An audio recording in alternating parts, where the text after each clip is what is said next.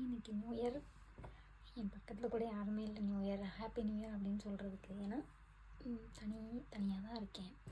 Most of the students அப்படி தான் இருப்பாங்க. பட் ஆனால் எனக்கு இது ஃபஸ்ட் டைம் இந்த மாதிரி நான் தனியாக இருக்கிறது. நியூ இயர் அப்போது தனியாக இருக்கிறது ஃபஸ்ட் டைம். இந்த மாதிரி நான் என்னோடய இந்த 23 இயர்ஸில் நான் இருக்கேன். இந்த மாதிரி ஒரு இதை வந்து ஃபீல் பண்ணதும் இல்லை. இந்த மாதிரி ஒரு சுச்சுவேஷனில் இருந்ததும் இல்லை.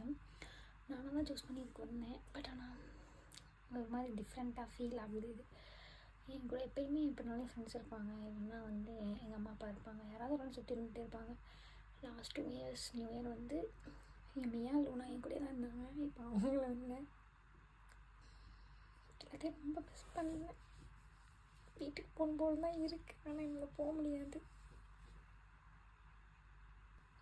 நிறைய ரெஸ்பான்சிபிலிட்டிஸ் இருக்குன்னா அதெல்லாம் பண்ணணும். அதெல்லாம் முடிக்க வரைக்கும் நான் போக மாட்டேன். என்னோடய ரெஸ்பான்சிபிலிட்டிஸ் என்னமோ அதை நான் பண்ணிவிட்டு தான் ஹாப்பியாக வீட்டுக்கு போவேன். போயிட்டு பார்ப்பேன் எல்லாரையுமே. எமியாவை பார்ப்பேன், லூனாவை பார்ப்பேன், எல்லாரையுமே பார்ப்பேன்.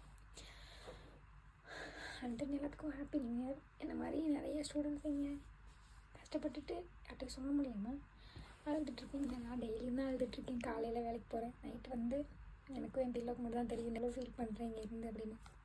ஏன்னா இன்ஸ்டாவில் பார்க்குற எல்லாமே நினைப்பீங்க. என்கிட்ட நிறைய பேர் மெசேஜ் பண்ணி கேட்டிருக்கீங்க, எப்படி நீங்கள் மட்டும் எவ்வளோ உங்களுக்கு டைம் கிடைக்கிது வெளியெல்லாம் போகிறீங்க வரீங்க அப்படின்னு. எனக்காவது ஒரு நாள் போகிறது தான் அந்த வீடியோ.